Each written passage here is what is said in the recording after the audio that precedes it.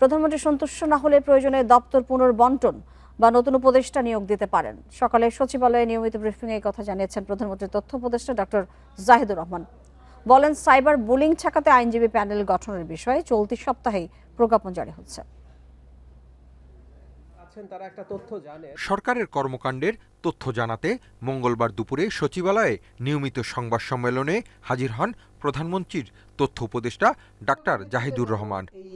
ভোগান্তি ভুলে চলে আসুন রিগালে, ওয়ারেন্টি সহ স্টাইলিশ কালেকশন নিয়ে রেডি রিগাল ফার্নিচার। প্যানেল কাজ করবে, আবার সে স্বতঃপ্রণোদিত হয়েও। তিনি জানান, সামাজিক যোগাযোগ মাধ্যমে মিথ্যা ও অপতথ্য ছড়ানোর ঘটনা বেড়েই চলেছে।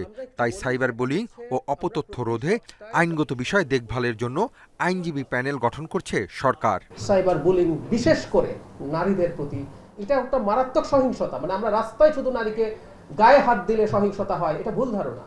পৃথিবী বহু পাল্টে গেছে। অনলাইনেও যা করা হয় এগুলো মারাত্মক সহিংসতা নারীর প্রতি। এই সরকার কোনোভাবে এটা সহ্য করবে না। প্রজ্ঞাপন খুব দ্রুত হবে, আগামী সপ্তাহের মধ্যে, আমরা না এই সপ্তাহের মধ্যে প্রজ্ঞাপন হয়ে যাওয়ার সম্ভাবনা।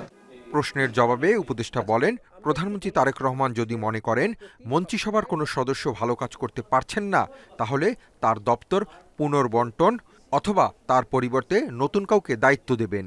ওনার যদি কখনো মনে হয় যে কেউ ভালো পারফর্ম করতে পারছেন না, তার জায়গায় দপ্তর পুনর্বন্টন অথবা নতুন কাউকে দেয়া, এগুলো যদি প্রয়োজন মনে করেন তিনি সেটা করবেন।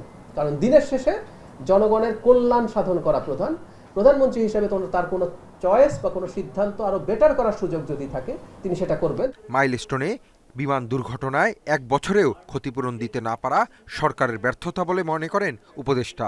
জানান, যাচাই বাছাই করে ক্ষতিপূরণ দেয়া হবে। প্রশ্নের জবাবে তিনি আরও জানান, ঝিনাইদহে বীরশ্রেষ্ঠ হামিদুর রহমানের ভাস্কর্যটি স্থানান্তর করে নতুন করে নির্মাণ করা হবে।